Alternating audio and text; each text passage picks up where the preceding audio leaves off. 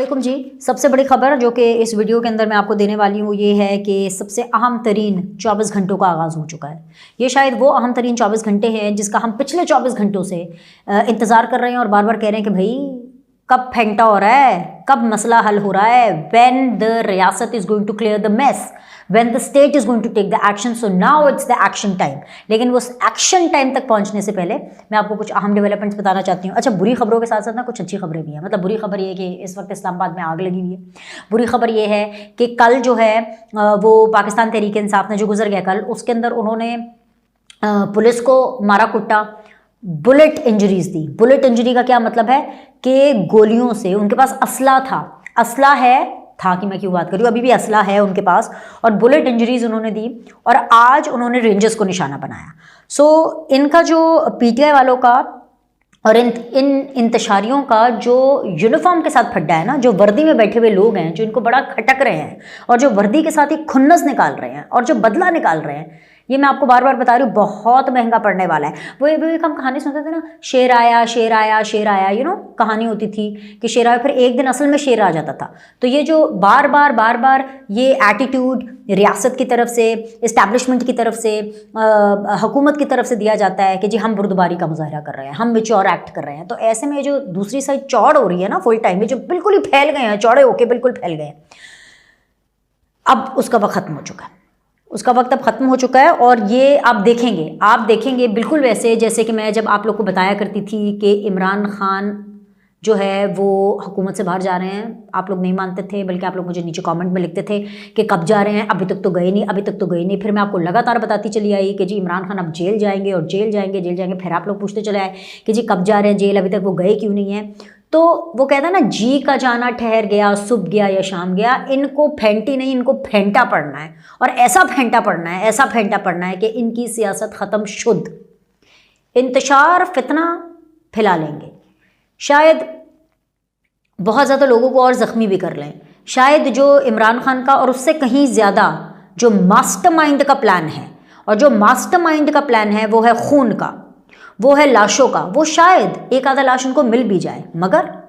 मगर इशू ये है कि इनको इसके बाद कोई पॉलिटिकल पार्टी नहीं कहेगा, इसको इनके बाद कोई सियासत करने की इजाज़त नहीं देगा। छुप कर सियासत करनी पड़ेगी, मुंह छुपा कर सियासत करनी पड़ेगी, किसी और लिबादे में सियासत करनी पड़ेगी। इनका वक्त पूरा हो चुका है। खैर एनीवेज जी, कुछ और अच्छी खबरों का मैं जिक्र कर लूँ पहले। बुरी खबरें मैंने आपको बता दी हैं, और भी मतलब नहीं, अब और बुरी खबरें नहीं, बुरी खबरें हैं मतलब वो यूथियों के लिए, पीटीआई वालों के लिए, और ख़ासतौर पर वो पीटीआई वाले जो कि अपने साथ अफ़गानियों को लेकर आए हैं। अफ़गान कौन है? अफ़गानिस्तान के बाशिंदे, वो अफ़गान बाशिंदे जो पाकिस्तान के अंदर दहशत फैला रहे हैं, उनको लेकर आई हैं जी ये अंगूठी वाली सरकार। ये जो आपकी अंगूठी वाली सरकार है ना, जिसका नाम है बुशरा बीबी, वो अफ़गानियों को साथ लेकर के आई हैं। उन अफ़गानियों को जो कि टारगेट करके पाकिस्तान के अंदर दहशतगर्दी की मज़मूम कार्रवाइयाँ करते हैं, उनको लेकर आई हैं कि जी मुझे अपने मियाँ को छुड़ाना है। अपने मियाँ को छुड़ाने के लिए पाकिस्तान के दुश्मनों के साथ इन्होंने हाथ मिलाया है। ये इस हद तक गिरे हुए, इस हद तक मतलबी और इस हद तक इंतशारी लोग हैं। अब अच्छी खबर, बेलारूस के जो सदर हैं वो 3 रोज़ा दौरे पर इस्लामाबाद में हैं। उनके साथ कोई 70 रुकनी वफ्द मौजूद है, जिसमें बेलारूस की काबीना के जो अहम रुकन हैं वो भी शामिल हैं। इसके अलावा कुछ सरमायाकार शामिल हैं। इसके अलावा जी कुछ कारोबारी शख्सियात भी शामिल हैं। एजेंडा क्या है? एजेंडा ये है कि तवानाई, तिजारत, दिफा, इस हवाले से कुछ अहम शोबों में ताउन है। होना तो ये चाहिए था कि सिर्फ वज़ीर आज़म ही नहीं, सिर्फ चाचू ही नहीं, सिर्फ शहबाज शरीफ सरकार ही नहीं, बल्कि पूरा पाकिस्तान अपने इन मुअज़्ज़ज़ मेहमानों का दिल खोल करके, बाहें खोल करके इस्तकबाल करता। मगर वही हमेशा, जब से एक फितना पार्टी आई है जिसको अपनी 1.5 ईंट की मस्जिद बनाने का शौक़ है, वही जैसे कहते हैं ना कुत्ते की दुम जो कभी सीधी नहीं होती, हमेशा से ही प्लान तरीके से जो हर चीज़ को, अच्छी चीज़ को, बढ़ते हुए पाकिस्तान को साबिताज करने की कोशिश करती है। जी वही मैं पीटीआई की बात कर रही हूँ। मैं कोई मोहसिन नकवी थोड़ी हूँ कि जो सिर्फ ये बोलूँ कि एक औरत और उस औरत का नाम ना लूँ, और फिर मैं बोलूँ जी एक मास्टरमाइंड और फिर उस मास्टरमाइंड का नाम लूँ। अच्छा हाँ, वो अलग बात है कि मैं बड़ी होकर मोहसिन नकवी बनना चाहती हूँ कि look at the amount of power ही है, लेकिन साथ ही साथ मैं ये दुआ करती हूँ कि मुझे इतनी पावर, इतनी ढेर सारी पावर मिले और फिर मैं उस पावर को हैंडल भी कर सकूँ और उस पावर को मैं यूज़ भी कर सकूँ इंशाल्लाह। मतलब मज़ा तो फिर तब आएगा ना, मज़ा तो तब आएगा फिर सही में मोहसिन नकवी बनने का। अच्छा जी, अब पाकिस्तान को हर अहम मौके पर जो शर्मिंदा करती है वो है जी पाकिस्तान तहरीक इंसाफ। और इस बार भी प्री प्लान्ड और मुनज़्ज़म तरीके से उन्हीं तारीख़ों में, जिन तारीख़ों में बेलारूस के सदर ने आना था, ये जी इस्लामाबाद पहुंच जाती है। एक बार फिर पाकिस्तान के खारजी ताल्लुकात और सरमायाकारी तहरीक इंसाफ के निशाने पर है। वफाकी वज़ीर दाखिला ने इंकशाफ किया है कि ऐसी इतलात हैं कि कैसे तहरीक इंसाफ तक बेलारूस सदर के दौरा पाकिस्तान का स्केड्यूल पहुंचा और उन्होंने जानबूझकर उन्हीं तारीखों में इस्लामाबाद धावा बोलने का मंसूबा बनाया। अब सीन ये है कि ये एक इम्पॉर्टेंट लीक हुई है, ठीक है। अब इस लीक की जो जिम्मेदारी है वो हुकूमत पर भी जाती है, इंटीरियर मिनिस्टर पर भी जाती है, वो रियासत पर भी जाती है, वो सुपरिटेंडेंट्स पर भी जाती है, जेल इंतज़ामिया पर भी जाती है। इसलिए जाती है क्योंकि इमरान खान तो जेल में है और ये जो ब्रीच हुआ है इन्फॉर्मेशन का कि एक ये डिग्नेटरी आ रही है और अब ऐसे है, तो इससे फ़ायदा उठाने का मौका कहीं ना कहीं रियासत ने ये खबर लीक करके दिया है। हमेशा ऐसे होता है। सी पैक आ रहा था, सी पैक के लिए जो है वो चाइनीज़ प्रेसिडेंट ने आना था, ये अपनी डेढ़ इंच की मस्जिद लगा के बैठे। फिर अभी पिछले दिनों SCO हुआ, उसके अंदर इन्होंने अपनी डेढ़ इंच की मस्जिद लगा करके बैठे।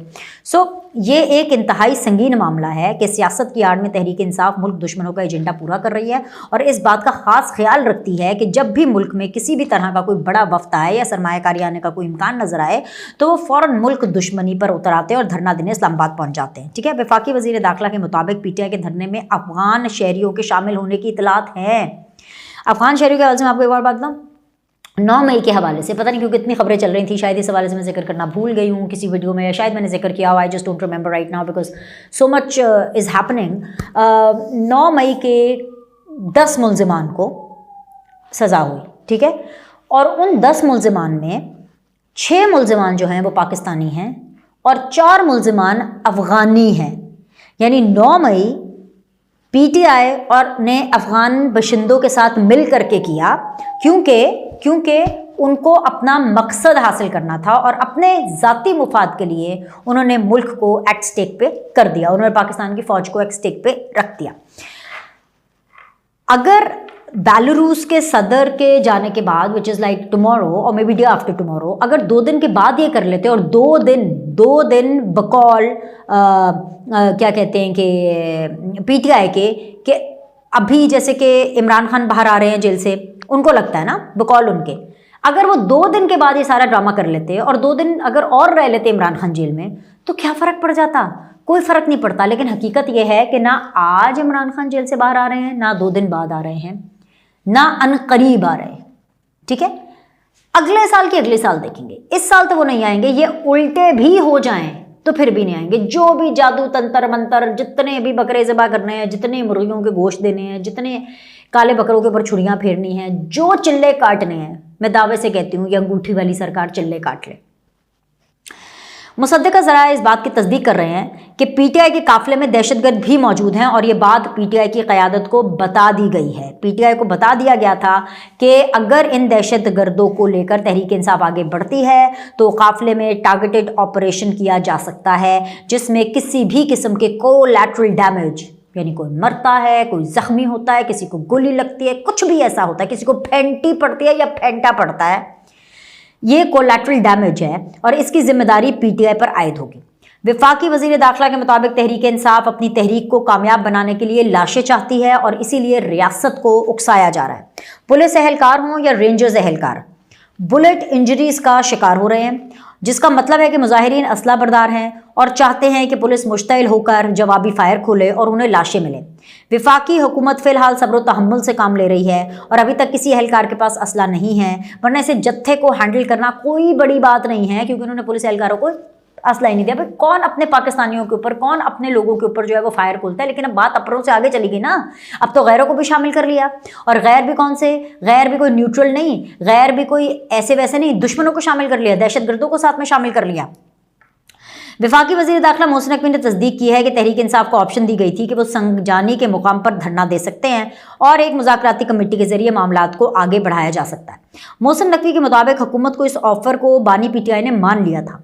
ये ऑफर जब उनके पास गए, उनका जी हाँ जी संगजानी पे बैठना है। इमरान खान ने कहा ओके हम बैठ जाएंगे। साथ में कोई 36 घंटे का अल्टीमेटम भी दिया गया कि ठीक है जी हम वहाँ बैठ जाते हैं और हमें 36 घंटों के अंदर हमारे जो भी मुतालबात है XYZ जो कि फजूलियात किस्म के, मतलब आप सोचें मुतालबात भी आइन कानून की बात करते हैं। पार्टी का नाम है जी तहरीक इंसाफ और मुतालबा इनका एक है, ये मतलब वैसे तो ढेर सारे मुतालबा था, लेकिन एक मुतालबा है कि जी 26वीं आईनी तरमीम को रोल बैक करें। मुझे बताएं, तरमीम जो है वो सड़क पे बैठ के रोल बैक होगी, डी चौक पे बैठ के रोल बैक होगी, संजानी में बैठ करके रोल बैक होगी, या वो अंगूठी वाली सरकार मुशर्रफ बीबी जो है, जो ऐसे ऐसे थपथपा रही होती हैं अंगूठी पहन के हैं, तो वो उनके कंटेनर पर होगी? कैसे होगी? वो पार्लियामेंट में होगी, जो भी होगी पार्लियामेंट में होगी। लेकिन क्योंकि आइन की समझ इनको इतनी है कि इसके लिए इनको धरना करना, और क्योंकि इनको कानून की समझ इतनी है कि जब इनको इस्लामाबाद हाई कोर्ट मना कर रही है, दे आर नॉट अलाउड, ये फिर भी उसका ब्रीच कर रहे हैं, और क्योंकि इनको सिफारतकारी की समझ इतनी है कि जब भी कोई इंटरनेशनल लेवल की डेलीगेशंस आती हैं, इंटरनेशनल सदूर आते हैं, हेड ऑफ द स्टेट आते हैं, इनको पंगा करना होता है। तो आपको इसकी समझ का इसका अंदाजा हो गया। अच्छा जी, मोहसिन नकवी के मुताबिक हुकूमत की इस ऑफर को, कहाँ पे थी मैं, कि बानी पीटीआई ने मान लिया है, मगर इसके बावजूद धरना डी चौक की तरफ जाने का मतलब ये है कि पार्टी में इस वक्त कोई है जो बानी पीटीआई से भी ऊपर है। ये मोहसिन नकवी ने कहा था। मोहसिन नकवी ने तो बानी पीटीआई से ऊपर वाली जो शख्सियत है उसका नाम नहीं लिया, लेकिन अभी मैं मोहसिन नकवी बनी नहीं हूं ना, अभी मैंने बनना है, मैं बड़े होके बनूंगी, तो मैं उनका नाम आपको ले देती हूँ। मैं आपको बता देती हूँ कि जी इमरान खान से ऊपर पार्टी में कौन सी शख्सियत है, और वो शख्सियत कोई और नहीं बल्कि बुशरा बीबी है। जी जी, ये वही बुशरा बीबी है जिनकी हर बात बानी पीटीआई पत्थर पर लकीर मानते हैं।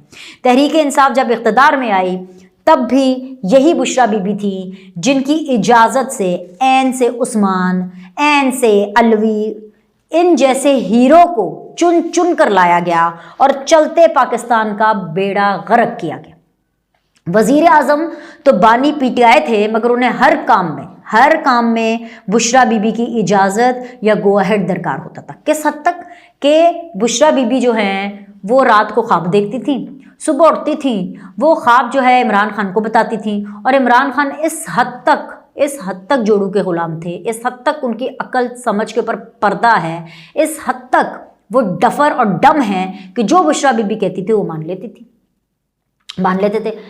बुशरा बीबी से अगर कोई सवाल पूछा जाता था, कंसल्ट किया जाता था कि मुर्शिद ज़रा ये बताइएगा, या पीर साहब ज़रा ये बताइएगा, या पीरनी ज़रा ये बताइएगा, तो जनाब उसमें ये होता था कि बुशरा बीबी मटके में दिखती थी और फिर कहती थी कि जी मुझे मटके में इस बंदे की शक्ल नज़र आई है या इस बंदे का नाम नज़र आया है। इस तरह से आपके जी यूथियों में आपसे मुखातिब हूँ, जी पीटीआई के सपोर्टर्स में आप लोगों से मुखातिब हूँ, इस तरह से आपके इमरान खान बुशरा बीबी के हाथों ऐसे चला करते थे। बुशरा बीबी उनकी डोरियां हिलाते थे और चला क्या करते थे, अभी तक चल रहे हैं। बुशरा बीबी ने इमरान के कहना नहीं माना, संजानी के बजाय वो कहती मैंने डी चौक जाना है, फिर डी चौक पहुंचते हैं और फिर वहां पर इनको रोका जाता है और इनको पीछे भेजा जाता है बगैर कोई फोर्स इस्तेमाल किए। अभी तक फोर्स इस्तेमाल नहीं हुई है, जब तक मैं ये वीडियो बना रही हूँ। 10 बज गए, अभी तक कोई फोर्स इस्तेमाल नहीं हुआ, बट होने वाली है। आ रही हूँ मैं, वहाँ पे आ रही हूँ। बाय द टाइम ये वीडियो अपलोड होगी आप देखेंगे वहां पर या तो काम शुरू होने वाला होगा या शुरू हो चुका होगा, क्योंकि क्या कहते हैं, लातों के भूत बातों से नहीं मानते। जो इन्होंने पुलिस वालों को, जो उन्होंने रेंजर्स को, जिस तरह से इन्होंने इनके सर खोले हैं ना, जिस तरह से इन्होंने इनको बुलेट मारी, इनको उसकी कीमत चुकानी पड़ेगी। ऐसे ही मोहसिन नकवी आके नहीं कह रहे थे कि गोलियों का जवाब गोलियों से ही दिया जाता है। एनीवेज जी, इस बार भी ऐसा ही हुआ। बानी पीटीआई की जानिब से इजाज़त दे दी गई थी कि जी संजानी के मुकाम पर धरना दे दिया जाए, मगर बुशरा बीबी ने वीटो कर दिया और ऐलान किया कि काफिला डी चौक जाएगा। साफ दिखाई दे रहा है कि बुशरा बीबी अपने और अपनी शौहर की कैद से शदीद गुस्से में हैं और इसका बदला वो पूरे पाकिस्तान से ले रही हैं। बुशरा बीबी इस वक्त नफरत की आग में जल रही हैं और इंतकामन पूरे मुल्क की सलामती दाव पर लगाने बैठी हैं। बुशरा बीबी की सरपरस्ती में पीटीआई के वर्कर्स रास्ते में आने वाली हर चीज़ को तहस तहस कर रहे हैं। जब से वो इस्लामाबाद की हदूद में दाखिल होते हैं, आसपास के दफातर तोड़ देते हैं, अपनी सियासी मिरास के ऐन मुताबिक जो हाथ में आता है चुरा लेते हैं। सबसे हौलनाक वाकया श्रीनगर हाईवे पर पेश आया, जहां पर रेंजर्स एहलकार सिक्योरिटी के फराइज अंजाम दे रहे थे कि मुजाहिरीन के भेस में आए दहशतगर्दों ने रास्ता बनाने के लिए रेंजर्स पर गाड़ी चढ़ा दी और 4 रेंजर्स एहलकार शहीद कर दिए गए। अब तक 2 पुलिस एहलकार भी शहीद हो चुके हैं और सैकड़ों शदीद ज़ख्मी हैं। वज़ीर आज़म ने इन तमाम वाक़यात की शदीद अल्फाज में मज़म्मत की है। साथ ही साथ उनका यह ऑर्डर आया है कि इनसे किसी किस्म के कोई मुज़ाकरात नहीं होंगे। A, B, क्योंकि ये सब कुछ एक औरत, कौन औरत, गुस्से की आग में जल रही औरत, कौन औरत, इंतकाम की आग में जल रही औरत, एक औरत जो कि जल रही है, जिसे आग लगी हुई है, वो औरत ये सब कुछ कर रही है तो उससे तो कोई मुज़ाकरात नहीं होंगे। और फिर किस बेस पे कर रही है, किन के साथ कर रही है, लिहाजा उनसे तो कोई मुज़ाकरात नहीं होंगे। आज एक बार फिर ये साबित हो गया कि तहरीक-ए-इंसाफ मुल्क को तबाह करना चाहती है। वो 9 मई के बाद 9 मई पार्ट 2 करना चाहती है। वो कहते हैं ना कि it is written on the wall. तो बिल्कुल मेरे सामने तो यहाँ पर वो उधर साइड पे दीवार है, उसके आगे वैसे बहुत खूबसूरत पर्दा लगा हुआ है, लेकिन फिर भी आई कैन सी कि बड़ा बड़ा ये लिखा हुआ है, it is writing on the wall, कि ये एक इंतशारी टोला है और जी तहरीक इंसाफ का सियासत से कोई लेना देना नहीं है।